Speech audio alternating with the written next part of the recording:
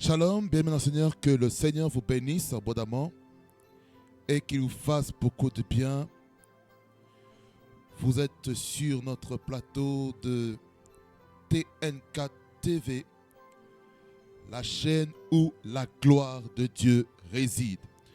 Si c'est votre première fois, je vous en prie de vous abonner, d'activer la cloche de notification pour avoir de nouvelles à chaque moment où nous partageons la parole. Quelqu'un dit Amen? Quelqu'un dit Amen là où est-ce qu'il est? Nous allons prier le Seigneur afin de remettre ce temps de la parole entre ses mains. La Bible déclare que l'homme ne vivra pas de pain seulement, mais de toute parole qui sort de la bouche de Dieu. Amen. Nous prions.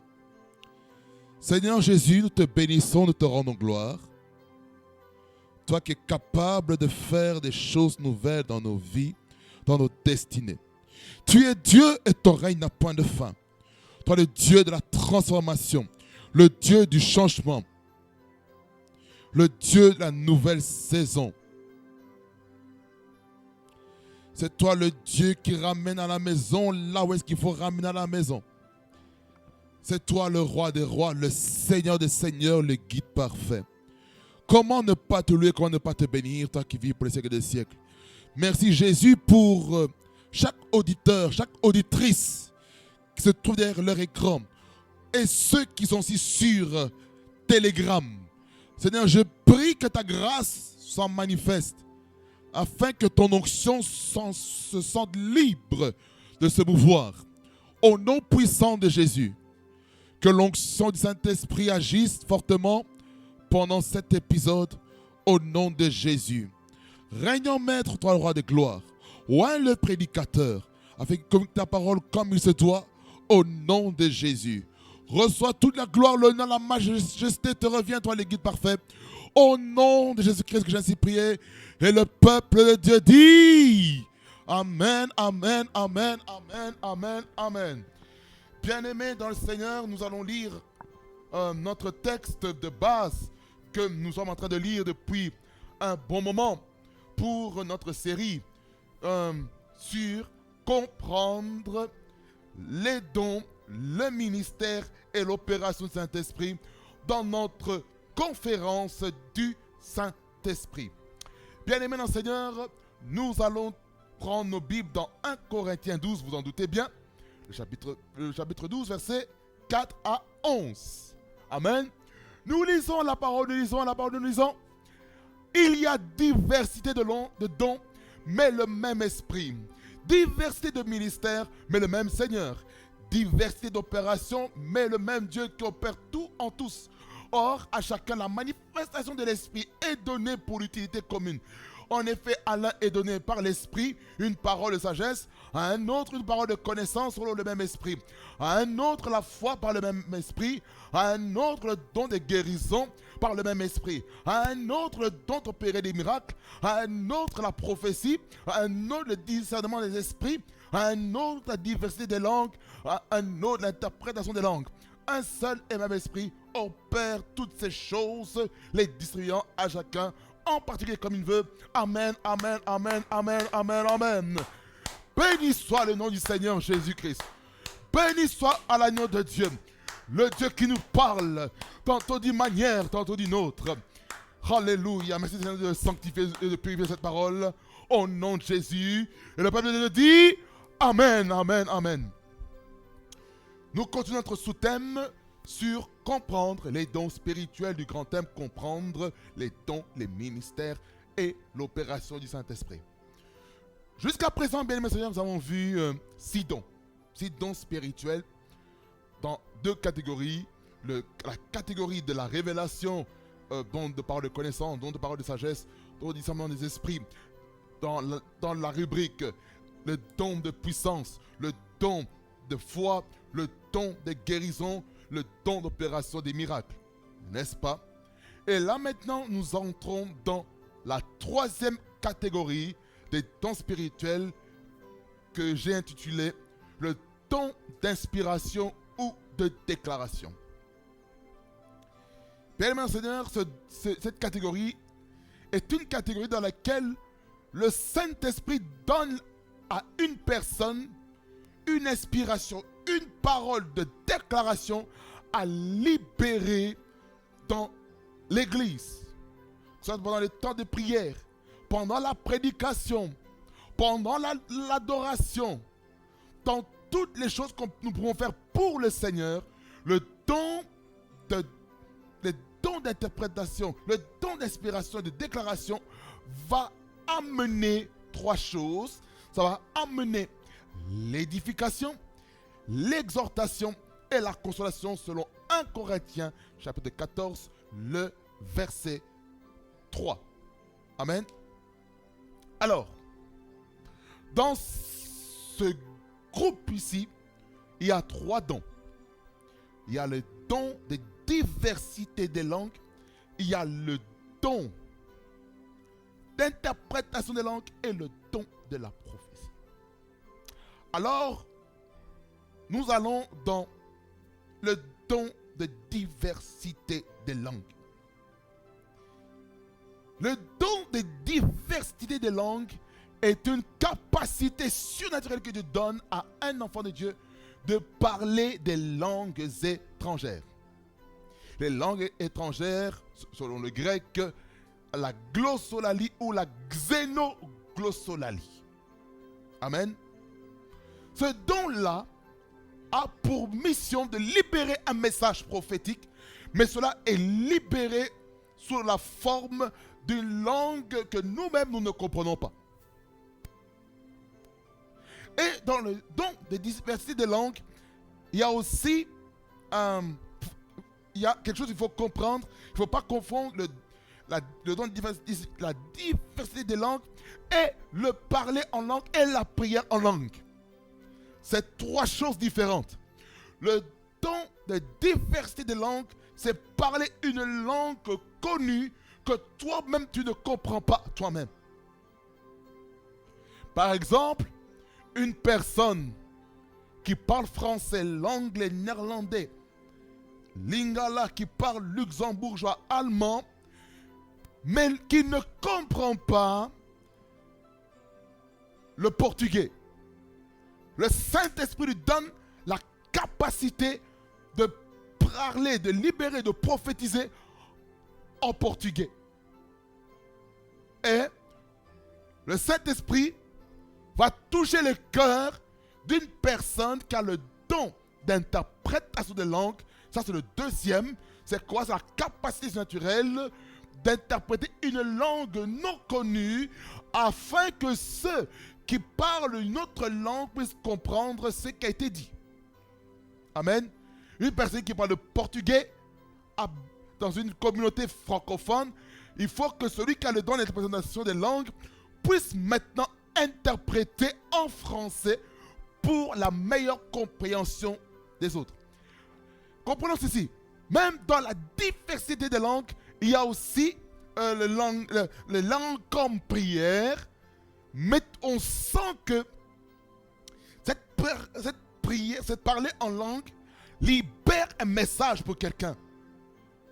Pour une personne, pour l'assemblée locale, pour les nations. Le parler en langue ou la diversité des langues. Alors, quand est-ce que ce don de diversité de langue et d'interprétation de langue a été mis en exergue pour la première fois?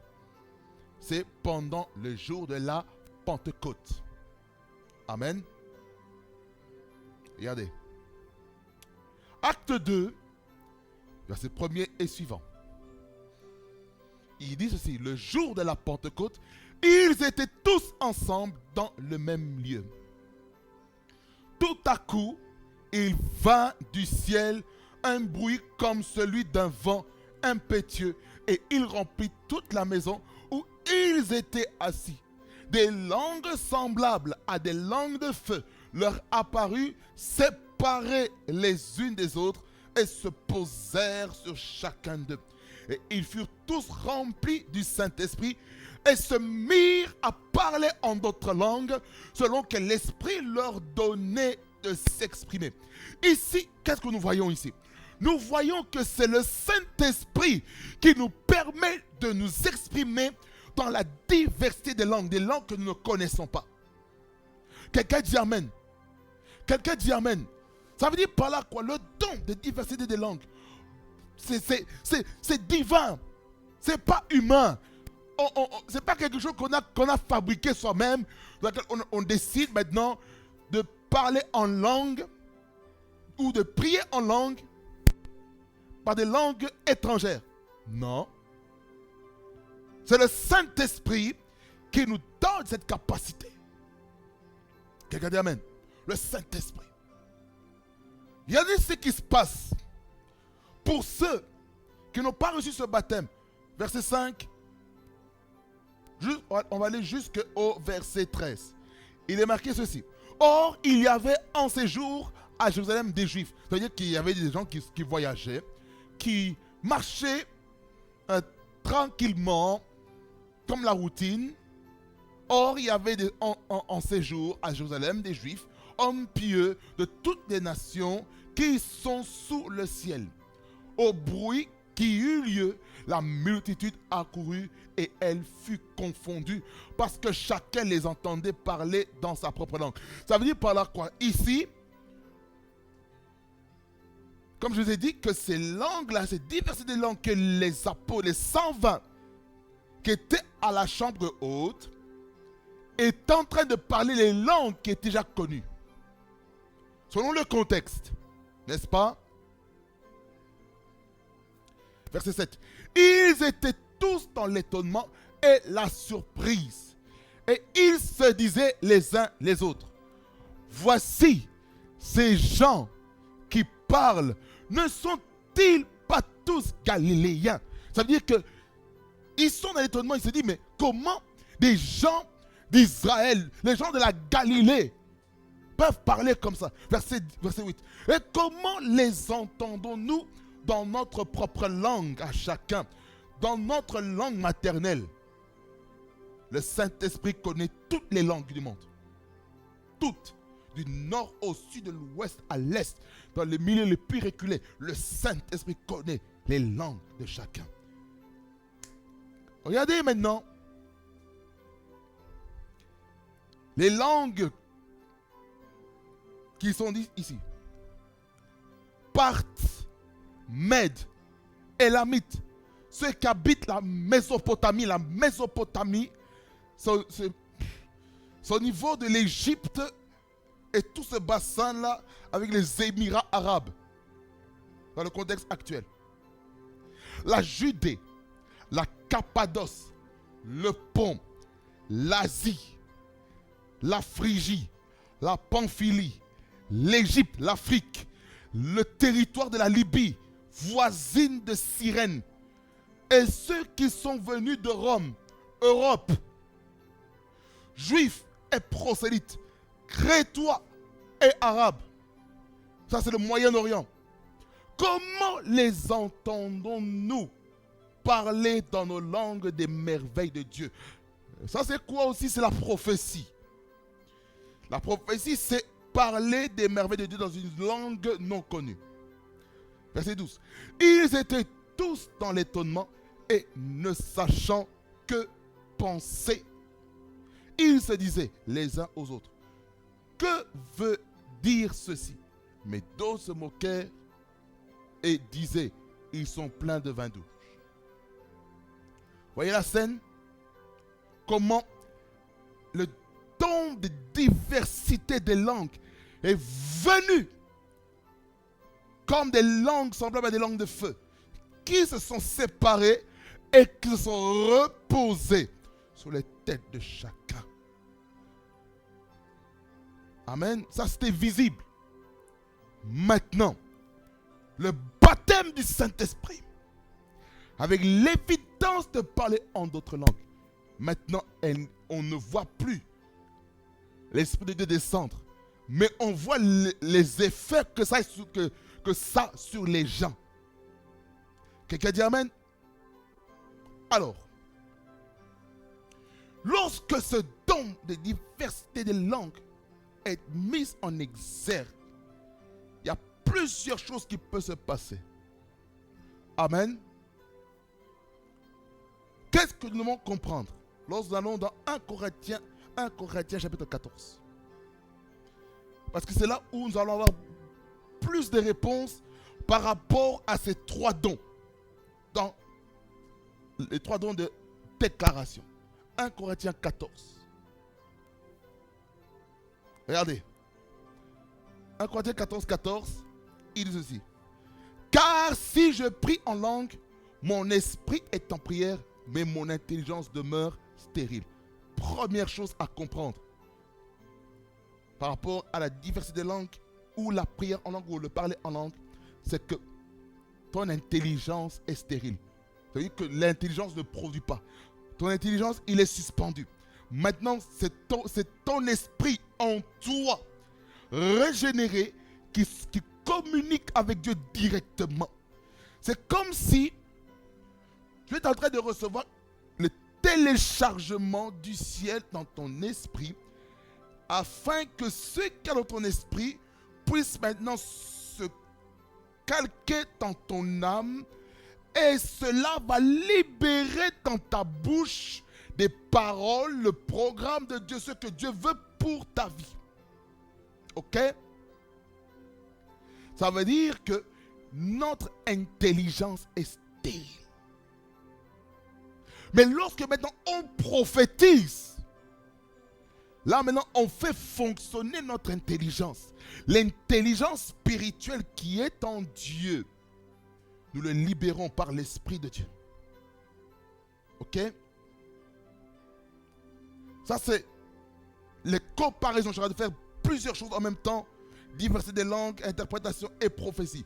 Je suis en train de jongler en même temps. Donc, ça c'est la première caractéristique par rapport à la diversité des langues.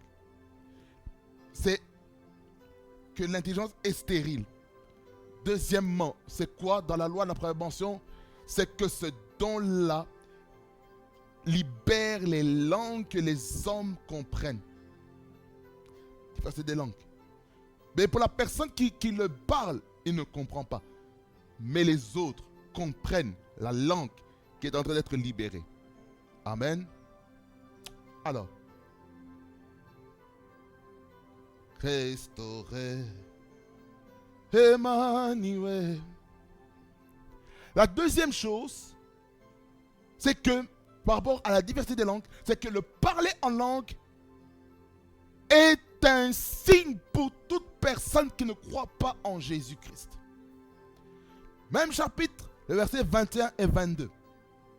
Il dit, il est écrit dans la loi, c'est par des hommes d'une autre langue et par des lèvres d'étrangers que je parlerai à ce peuple. Ça c'est quoi? C'est la prophétie. Et ils ne m'écouteront pas même ainsi, dit le Seigneur. Verset 22. Par conséquent, les langues sont un signe, non pour les croyants, mais pour les non-croyants. Vous voyez, je m'arrête là. Partie A. Donc, le parler en langue,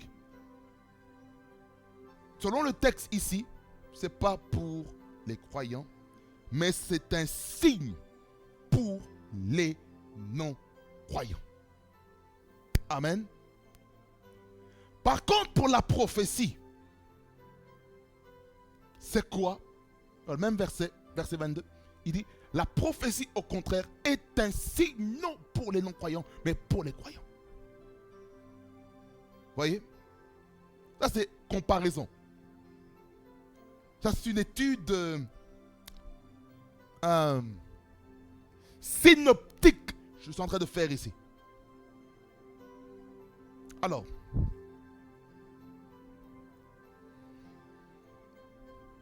la troisième chose qu'il faut dire par rapport à la diversité des langues, c'est que le parler en langue sans interprétation n'édifie pas le corps de Christ. 1 Corinthiens 14, toujours le même chapitre, le verset 27 et 28. Il est écrit ceci. En est-il qui parle en langue que 2 ou 3 au plus parlent, chacun à son tour, et que quelqu'un interprète? S'il n'y a point d'interprète, qu'on se taise dans l'église et qu'on parle à soi-même, à Dieu. Ici, c'est là où est-ce qu'il y a des problèmes. Écoutez attentivement.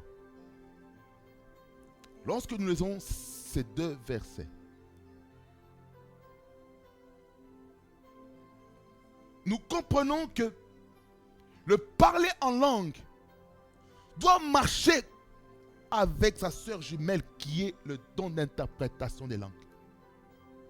Vous voyez? C'est important. C'est lié. C'est lié. On ne peut pas dissocier. Dans une pièce de la monnaie, de la langue, la diversité avec l'interprétation. Parce que dans une pièce de monnaie, il y a pile ou face, n'est-ce pas? Pareil avec les langues. Il y a le pile ou face. Le pile, la diversité. Le face, c'est l'interprétation.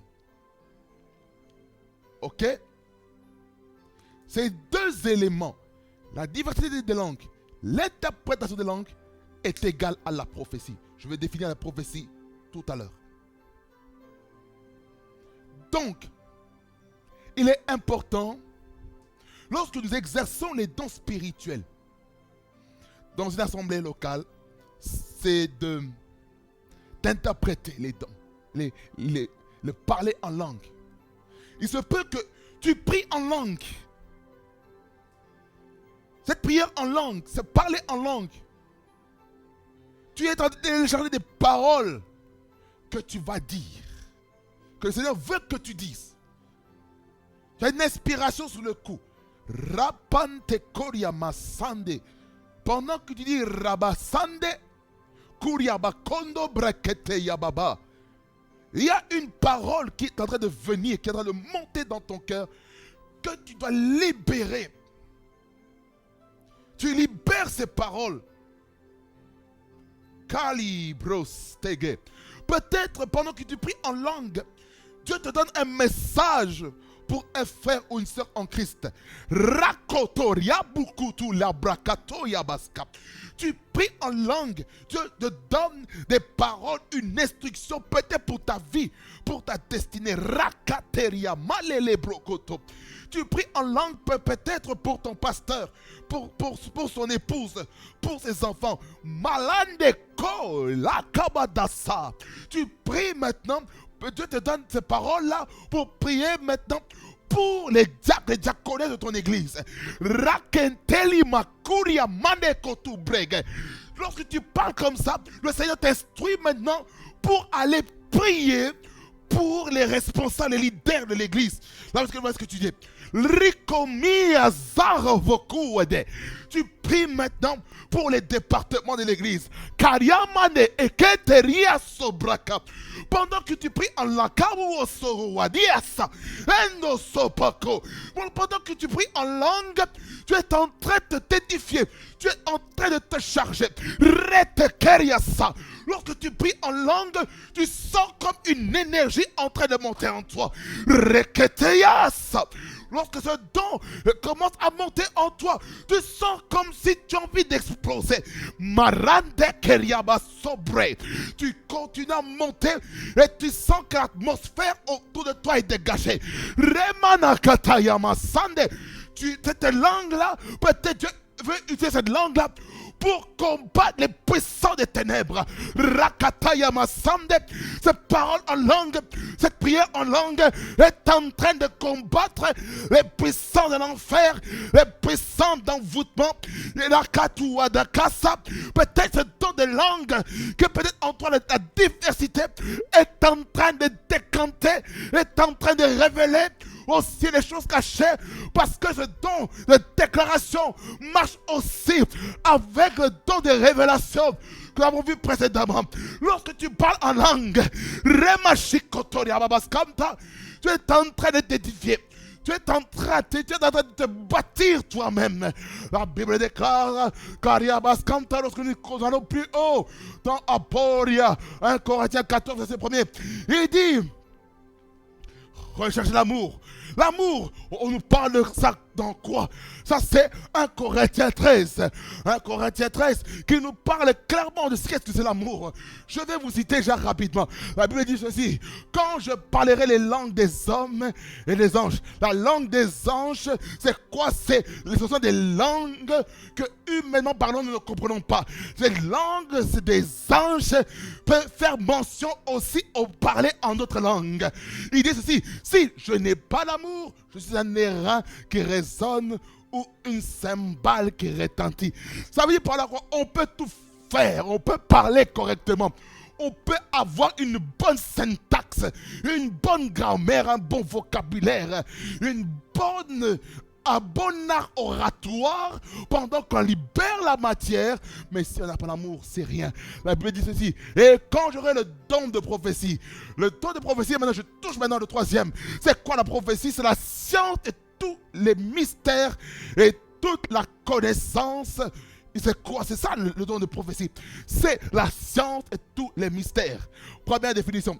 La deuxième définition de qu'est-ce que le don de la prophétie? Le don de la prophétie, c'est un don naturel qui te permet de déclarer les merveilles de Dieu, comme nous avons vu dans Actes chapitre 2.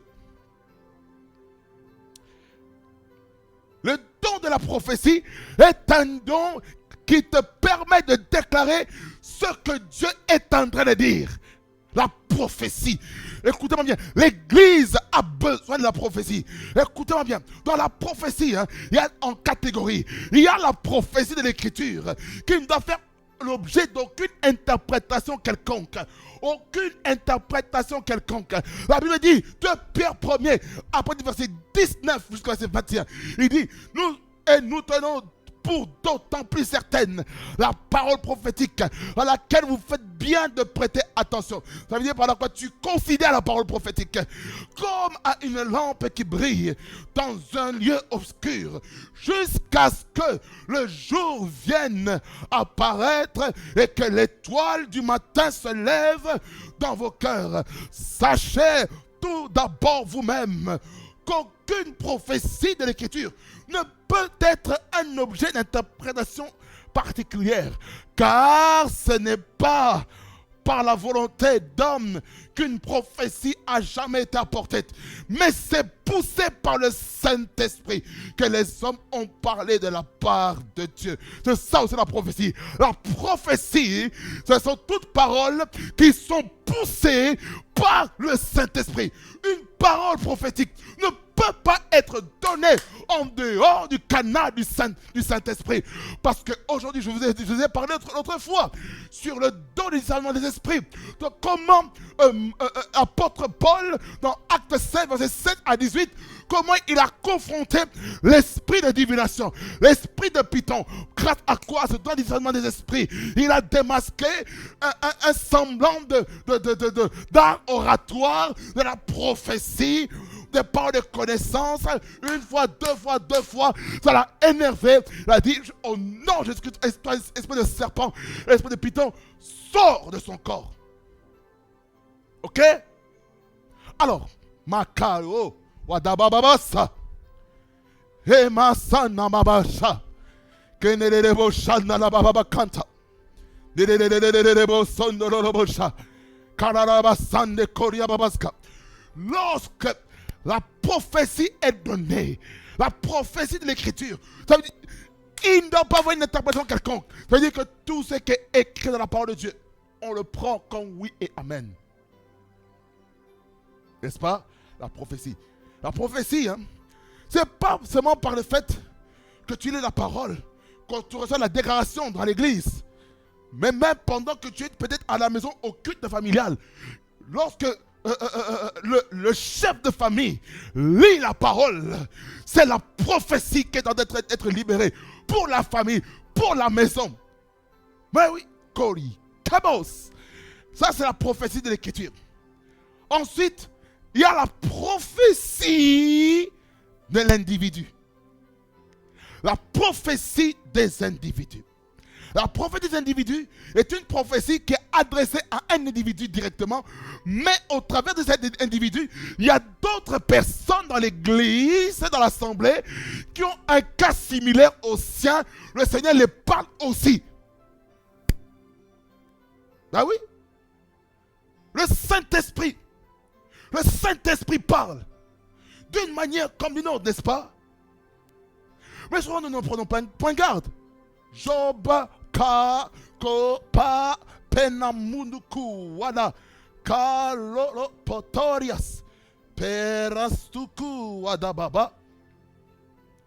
Job 33, 14. Je vais utiliser la version Louis II. Louis II. Louis II. Regardez ce qu'il est écrit. Non. Darby.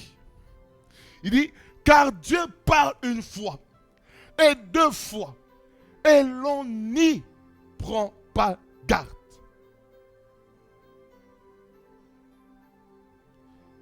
La version français courant, Bible en français courant, il dit, quand Dieu parle, il choisit tel moyen d'expression ou tel autre, mais on n'y fait pas attention. Vous voyez? C'est ça le problème. Dieu nous parle. Dieu, pour prophétiser dans ta vie, il va utiliser toutes les ressources, tout. Il va utiliser les circonstances, les difficultés, l'adversité. Il va te parler par les difficultés. Il va te parler par les oppositions. Dieu va te parler par les crises. Dieu va te parler au travers des événements qui se passent dans le globe. Dieu va te parler par tes parents s'ils craignent le Seigneur correctement. Dieu va te parler au travers ton père ou ta mère spirituelle s'ils craignent Dieu véritablement. Dieu va te parler au travers un frère ou une soeur en Christ qui craignent Dieu véritablement. Dieu va te parler, même dans ton lieu du travail. Il va te parler en disant, enlève la timidité, sois courageux, sois audacieux. Dieu va te parler. Dieu va te parler. Regardez. Il dit ceci. Je reviens à 1 Corinthiens 13. Verset 2. Et quand j'aurai le don de prophétie, la science de tous les mystères et toute la connaissance, quand j'aurai même toute la foi jusqu'à transporter des montagnes, si je n'ai pas l'amour, je ne suis rien. Et quand je distribuerai tous mes biens pour la nourriture des pauvres, quand je livrerai même mon corps pour être brûlé, si je n'ai pas l'amour, cela ne me sert à rien. Et ensuite, il définit c'est quoi l'amour en disant que l'amour est patient, il est plein de bonté, l'amour n'est point envieux, l'amour ne se vante point, il ne s'enveloppe point d'orgueil, etc., etc. Et il clôture au verset 13 en disant que maintenant donc ces trois choses demeurent, la foi, l'espérance, l'amour, mais la plus grande de ces choses c'est l'amour. Ça veut dire si on manifeste ces dons spirituels sans avoir l'amour, on n'est rien devant Dieu. Il y a des gens qui peuvent manifester des dons spirituels, mais ils n'ont pas l'amour du prochain. Amen. Écoutez. Lorsque nous lisons 1 Corinthiens 14, ça c'est le premier, et suivant il dit, recherchez l'amour, aspirez aux dons spirituels, mais surtout à celui de prophétie. Ok. Ça veut dire que l'apôtre Paul est en train de dire, il veut que l'Église puisse prophétiser. Il veut que l'Église, toute l'Église, puisse recevoir le don de la prophétie. Pas pour soi-même, pour le corps. Verset 2. En effet, celui qui parle en langue ne parle pas aux hommes mais à Dieu. Ça, c'est une autre caractéristique par rapport à la diversité des langues. Ou le parler en langue. En tant que langage de la prière. Mais il dit ceci. En effet, celui qui parle en langue ne parle pas aux hommes, mais à Dieu, car personne ne le comprend. Et c'est en esprit qu'il dit des mystères. Ça, c'est quoi? Ce sont des genres d'exprimer des mystères devant Dieu. Verset 3. Celui qui prophétise, au contraire, parle aux hommes. Qu'est-ce que la prophétie doit amener dans la vie d'une personne? C'est quoi le but? Premièrement, c'est l'édification. Ça veut dire qu'une personne, lorsqu'il écoute une personne qui libère le don de la prophétie, il doit se sentir bâti, édifié. Deuxièmement, il doit se sentir exhorté, encouragé. Troisièmement, il doit se sentir consolé. Il y a des gens qui vivent des situations compliquées dans leur vie. Et ça demande qu'ils soient consolés. Peut-être tu as perdu un travail, tu as besoin d'une parole de consolation. Peut-être tu as perdu un enfant. Excusez-moi, chère maman, peut-être tu as eu une fausse couche. Que le Seigneur vous fortifie dans ces épreuves au nom de Jésus-Christ. Ça, c'est une prophétie pour vous dans la dimension de la consolation. Peut-être vous avez perdu un être cher. Il faut une parole de prophétie sous l'angle de la consolation. En disant que le Seigneur vous fortifie dans ce temps difficile. Nous sommes ensemble en prière. Si vous avez besoin de quoi que ce soit, appelez-nous. Ça, c'est la prophétie. Amen. La prophétie. La prophétie. Celui qui prophétise édifie l'église. Celui qui parle en langue s'édifie lui-même. Ok? Verset 5. Je désire que vous parliez tous en langue. C'est ça la volonté de Dieu. Il désire. C'est sa prière. Je souhaite que vous parliez tous en langue. Mais encore plus que vous prophétisiez. Ça veut dire par là quoi chaque personne d'entre nous, nous devons être en mesure de prophétiser. Qu'est-ce qui empêche que nous prophétisons? Qu'est-ce qui empêche le don de prophétie de se mettre en exergue? C'est quoi? C'est la peur. La peur nous empêche de prophétiser.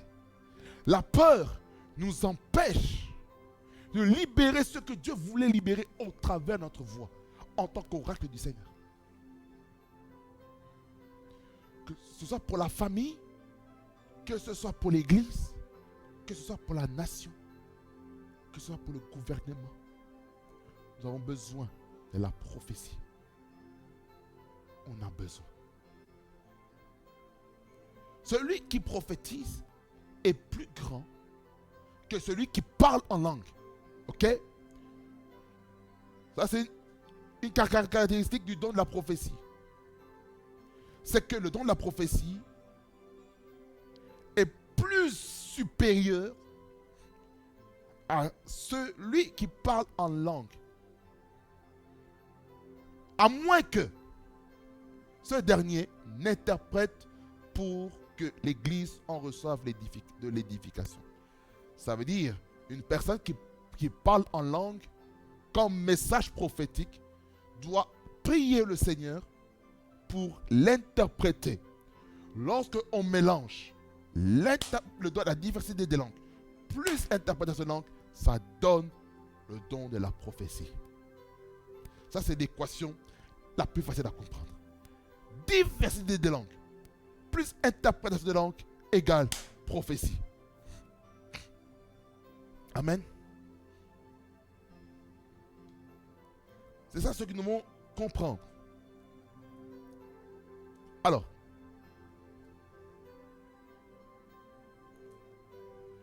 dans l'interprétation des langues, il y a encore une autre caractéristique. C'est que nous devons prier. Chaque personne, chaque enfant de Dieu doit prier pour avoir le don d'interprétation des langues. Le verset 13. Il dit, c'est pourquoi celui qui parle en langue prie pour avoir le don d'interpréter. C'est très important. Parce qu'il y a dans des églises où il n'y a pas d'interprétation des langues. C'est-à-dire que pendant que tu parles en langue, soit à cause d'un temps fort d'adoration, le message prophétique sort déjà par la diversité des langues et il interprète la langue. Ça fait quoi? Il prophétise. Voyez? Prions. Lorsque nous voulons libérer un message prophétique et que le message commence à sortir dans la dimension de la diversité des langues, prie Seigneur, accorde-moi le don de discernement le don de l'interprétation des langues au nom de Jésus. Tu pries sincèrement, tu pries dans ton cœur. Parce que je vous ai dit au tout début que c'est à nous de désirer, d'aspirer aux dons les meilleurs dans notre vie. On doit aspirer, on doit aspirer, on doit aspirer, on doit aspirer, on doit aspirer, on doit aspirer. Dans 1 Corinthiens 12, qui fait comprendre ça, que nous devons aspirer. Le verset 31, aspirer aux dons les meilleurs. Et je vais encore vous montrer une voie par excellence. Ça veut dire par là que Dieu veut que nous puissions exercer ce don, que nous puissions prier pour les dons spirituels. Et le Saint-Esprit, certes, il distribue les dons spirituels comme il veut, selon sa souveraineté. Mais il peut te donner encore plus les dons spirituels. Il peut. Il peut. Il est possible qu'une personne, en fait, non. En fait, on a tous reçu les 9 dons. On les a tous. Maintenant, il y a des fonctionnalités dans notre esprit qui n'est pas activée. Nous devons prier à Dieu, Seigneur, active ce don spirituel. J'en ai besoin. Vous voyez, c'est très important. Très important. Amen. Alors,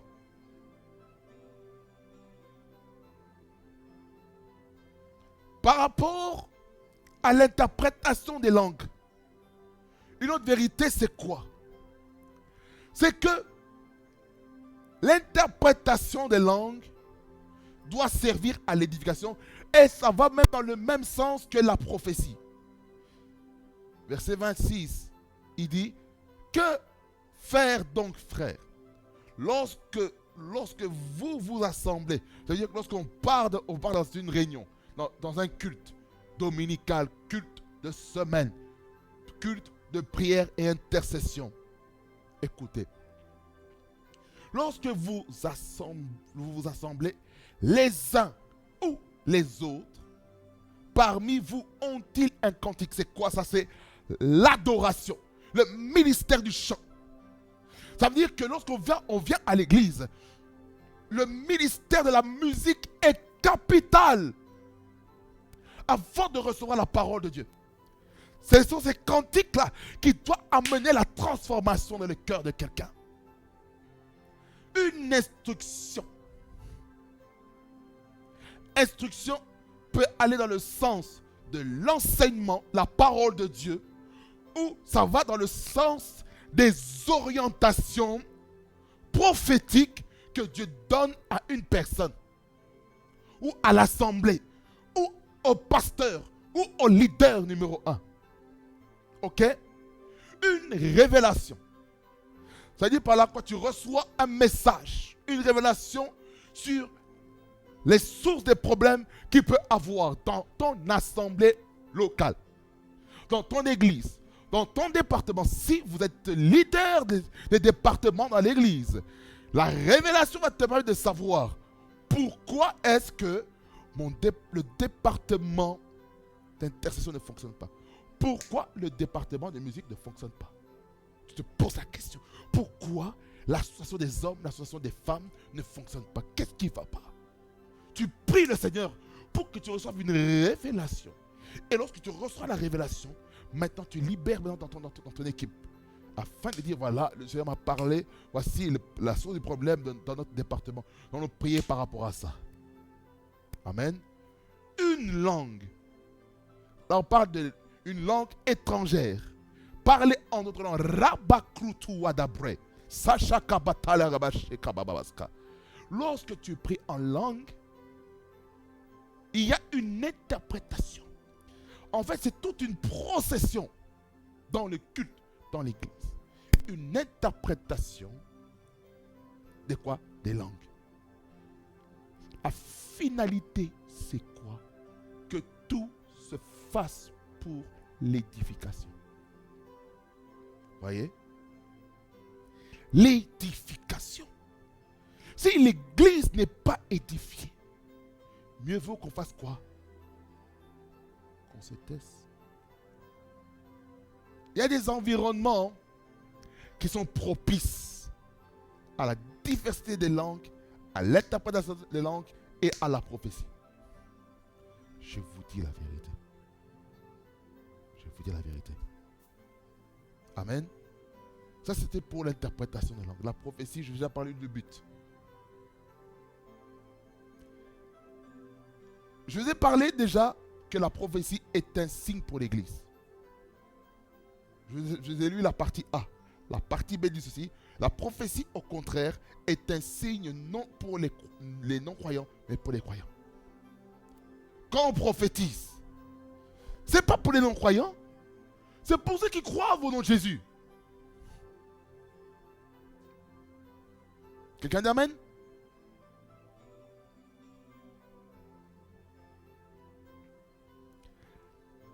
La troisième chose qu'il faut comprendre par rapport à la prophétie, c'est que la prophétie révèle les choses cachées et est aussi utilisée pour l'évangélisation. 22, du verset 24 au verset 25. Et il ce qu'il est écrit, toujours 1 Corinthiens 14. Il dit, mais si tous prophétisent et qu'il entre un non-croyant, ça veut dire un païen, quelqu'un de profane, ou un simple auditeur, ça veut dire quelqu'un qui ne comprend pas, qui n'est pas assidu, qui n'est pas affermi dans la foi. Il est convaincu par tous. Ça veut dire qu'il y a une conviction. Il sent qu'il ne vit pas une bonne vie. Il y a la conviction du péché, de la justice et du jugement qui vient dans la vie de la personne.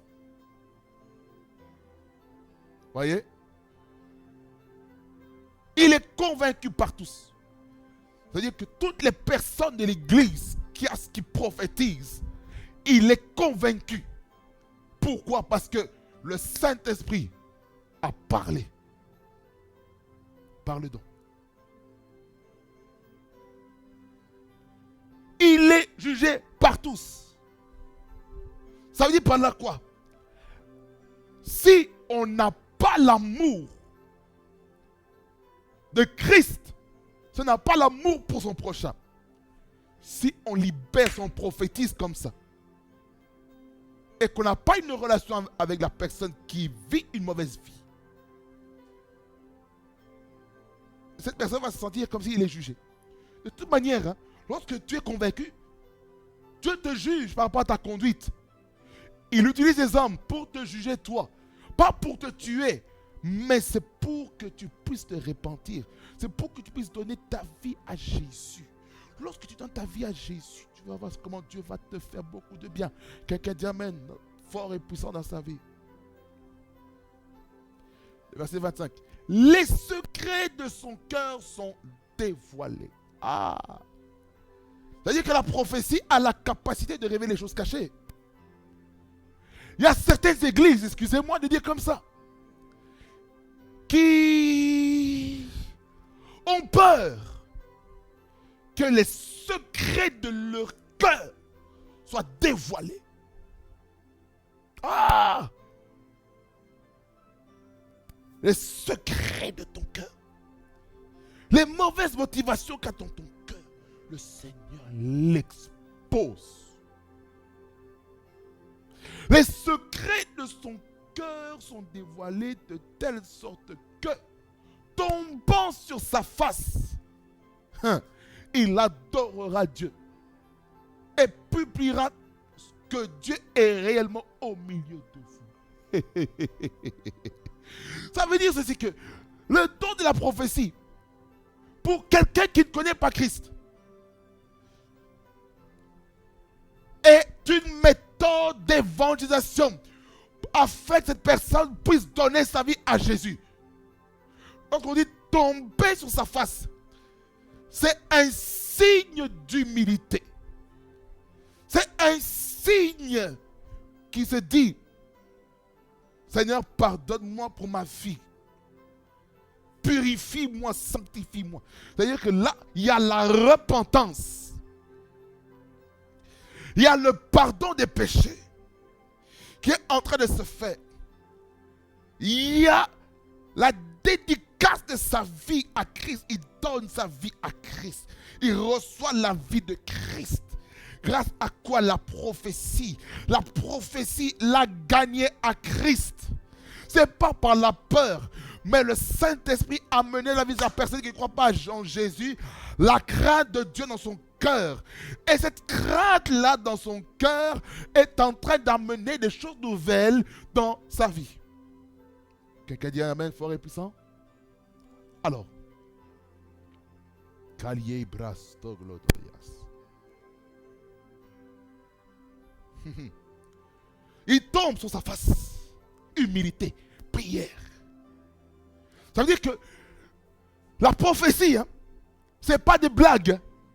La prophétie, lorsqu'elle est forte pour toi, lorsqu'elle est forte pour ton esprit, à un moment donné, hey, tu peux t'évanouir par terre. La prophétie peut faire évanouir quelqu'un par terre, même dans l'église. La prophétie. Hey, you are joking. J'ai vu ces choses. J'ai vu ces choses. Dans les églises prophétiques, j'ai vu ces choses. Comment ça se passe? Il y a des gens qui prophétisent. Bim! Par terre. Vous pensez que c'est du cinéma? Ce n'est pas du cinéma, mes frères et sœurs. Ce n'est pas du cinéma. Des gens qui tombent réellement sur l'onction. C'est la vérité. Ceux qui sont pessimistes, ceux qui ne croient pas en Dieu, ils vont se dire, mais ça, ce sont du cinéma. Mais ça, vous ne raisonnez pas bien. Ce n'est pas logique. Ce qui se passe. Mais c'est normal. C'est normal. La prédication de la croix est une folie pour tous ceux qui sont perdus. Mais pour ceux qui croient en Jésus, ceux qui croient en Dieu, elle est une puissance de Dieu. Ça veut dire que si ça veut dire par là, ça veut dire par là quoi? Ça veut dire que toi qui crois en Jésus-Christ, tu as pu renouveler ton intelligence. Tu as pu, afin de discerner la volonté de Dieu. Ce qui est bon, agréable et parfait. Maintenant, lorsque le Saint-Esprit vient dans ta vie, lorsqu'il te convainc de la justice, du péché et du jugement dans ta vie, il y a quelque chose qui va se passer dans ta vie. Tu vas maintenant te repentir en disant, Seigneur, pardonne-moi parce que j'ai mal agi, j'ai fait telle chose qui n'allait pas. C'est-à-dire que la prophétie t'expose. Lorsque la prophétie t'expose, mon frère, ma soeur, j'ai une question à te poser. Comment vas-tu réagir? Est-ce que tu vas rester dans l'orgueil? Est-ce que tu vas t'humilier toi-même? Vas-tu t'humilier toi-même? Si tu t'humilies toi-même, Dieu va te lever.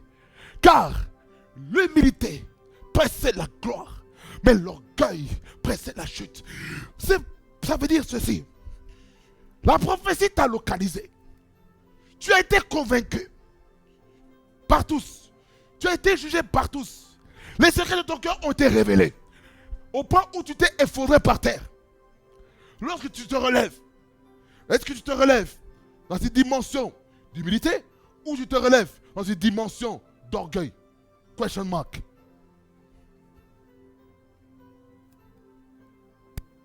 C'est ça la question qu'il faut se poser. C'est ça la question qu'il faut se poser. C'est ça la question qu'il faut se poser. Est-ce que pendant que je fais ça, pendant que je suis dans les mauvaises choses, quel est l'état de ma conscience? Le Saint-Esprit te parle en disant, arrête de mentir. Le Saint-Esprit te parle à l'église pendant la prédication. Le mensonge t'empêche de recevoir la bénédiction. Quelle est ton approche? Comment vas-tu réagir à ce message? Tu vas dire, Seigneur, pardonne-moi. Je renonce au mensonge. Peut-être, ce qu'il y a dans ta vie, c'est l'hypocrisie. Seigneur, j'ai écouté ta parole, tu m'as parlé sur l'hypocrisie. Seigneur, pardonne-moi. Peut-être notre personne, c'est la colère démesurée. Une colère mal gérée. Tu dois demander pardon, Seigneur, pardonne-moi pour la colère injustifiée. Mais si la colère, elle est justifiée, demande à Dieu, Seigneur, donne-moi, Seigneur, le fruit de l'esprit, la maîtrise de soi. Face à ces situations. Amen. Mareko Adas. Tu peux tout changer, Emmanuel. Tu peux tout changer. Lila la basande. Kana la basande. Kenele bosonde keya bababos.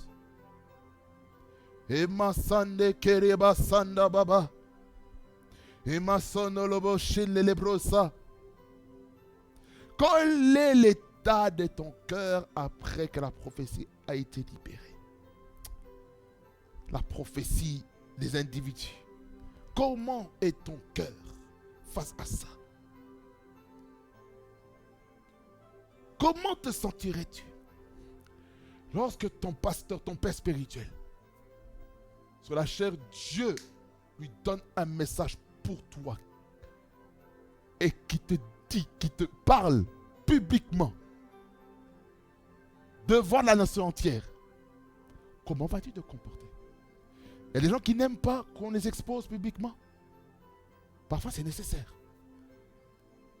C'est pour donner aussi une leçon au corps de Christ, donner une leçon à l'église. Que Dieu voit les choses. Dieu voit dans le secret. Alors, mon frère, lorsque tu reçois la parole prophétique, aie de l'humilité dans ton cœur. Voyez? L'humilité va amener quoi maintenant? Tu as poussé maintenant l'inconverti à la conversion. Ça va l'amener maintenant à adorer Dieu. C'est-à-dire maintenant ça va l'amener à avoir une relation avec Dieu, la prophétie. Et publiera que Dieu est réellement au milieu de vous.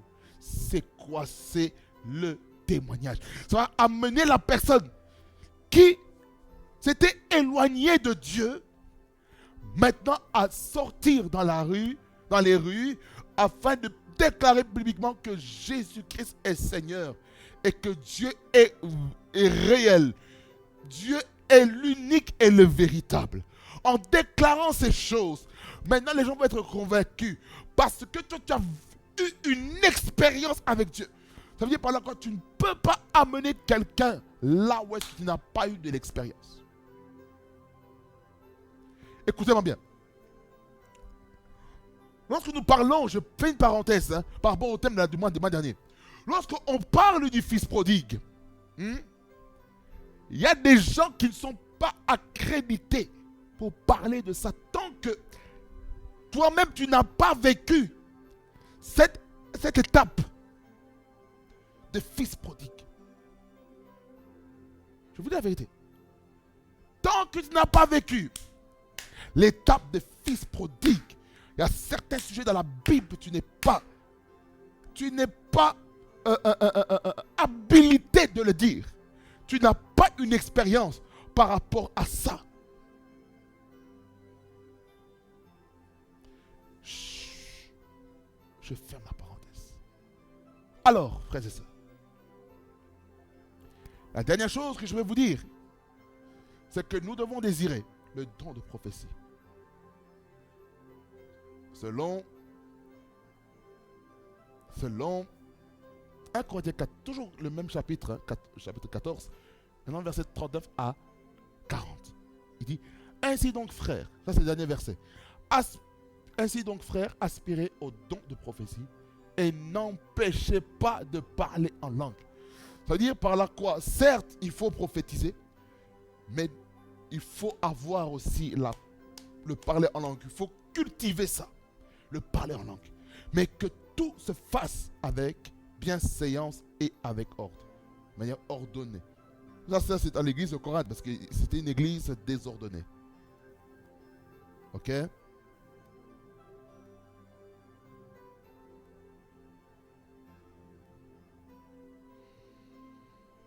Jude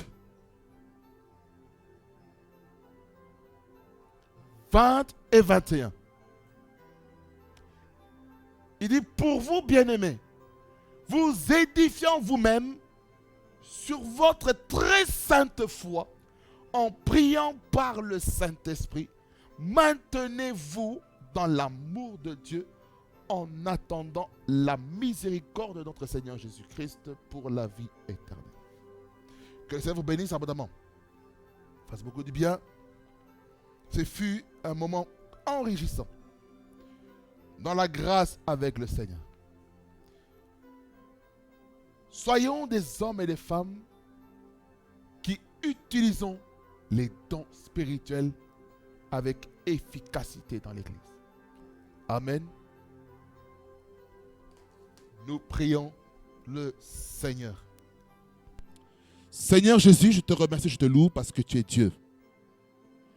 Merci parce que tu es l'alpha et l'oméga. Merci toi qui parles tantôt d'une manière, tantôt d'une autre. Merci toi qui nous fais comprendre, Seigneur, que nous devons utiliser les dons spirituels correctement. Seigneur, tu nous parles tantôt d'une manière, tantôt d'une autre. Et je prie que nous puissions utiliser ces dons dans une dimension d'excellence sans précédent. Au nom de Jésus. Merci Jésus-Christ parce que ce message ici est un message qui amène la vie, l'espérance. Au nom de Jésus. Merci pour ton règne, pour ton autorité. Au nom de Jésus. Pour la unique gloire. Sois loué, sois béni, toi, l'agneau de Dieu. Au nom de Jésus. Amen. Amen. Que Dieu vous bénisse abondamment. Fasse beaucoup de bien. Et n'oubliez pas de partager ce moment autour de vous. Et nous savons que la prière fait quoi? Ça marche. L'onction agit et la semence porte du fruit. TNK TV, la chaîne où la gloire de Dieu réside.